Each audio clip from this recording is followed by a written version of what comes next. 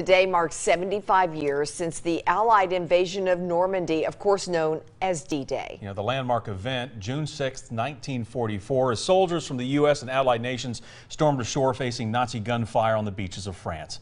President Trump and other world leaders spending the day in Normandy, paying tribute to the heroism and sacrifice of so many on that day and throughout World War II. New at 6, WATE 6 on your side reporter Kirsty Crawford joins us now. And Kirsty, you met a UT professor who actually helped students get an up-close look at that moment in history. That's right. It's the Normandy Scholars Program at UT and includes a 2-week study abroad experience. And they visit World War II memorials across Europe, and that includes those iconic beaches. And the students saw for themselves how each country memorializes D-Day and World War II differently.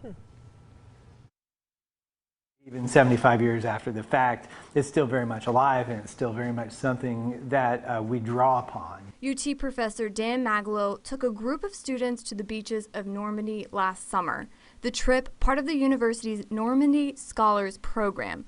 Maglow says visiting where such a historic event happened brings the stories we've heard and read about to life. He says you can almost feel the pain the soldiers and victims suffered. You really get that sense when you go over to the beach as well of what how exposed they were, and just by sending in so many troops and sending them to a place where originally an invasion was not expected. On June 6, 1944, more than 150,000 soldiers stormed the beaches of Normandy. More than 4,000 died so the rest could march through France and later in the war. It's sad, I mean, there are still flowers that people put on, these tombstones. His students blogging about their experience saying, quote, "Seeing the beaches where so many young Americans sacrificed their lives was truly humbling." Maglow says the significance of D-Day is different for everyone. For him, it's about the complexities of war. It's not just good versus evil. One student from the summer's trip saying it's different for every country because they each had a unique role.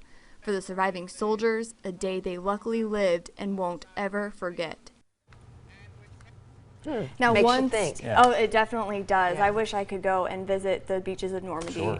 But one student wrote about one of the thousands of names he saw at the American Memorial at Normandy, and he noticed it was First Lieutenant James B. McCamey of Tennessee, who joined the Army Air Forces in Knoxville and went missing after his plane exploded on D-Day. Saw that from right here in Knoxville. Wow. My goodness. All right. Kirsty, thank you so very much. Fascinating report. Yeah, and we do want to bring up, coming up this weekend, Remote Area Medical pays tribute to those who've served with their annual Salute to Service event at Downtown Island Airport. This is a really good chance to view military memorabilia, including Remote Area Medical's cargo plane, which actually flew over Normandy on D-Day.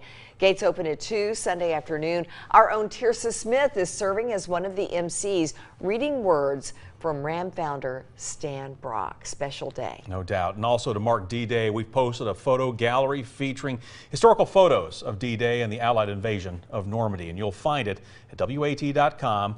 Just go through our app there, and it's right there under the As Seen on WATE section. So several different ways for you to check that out.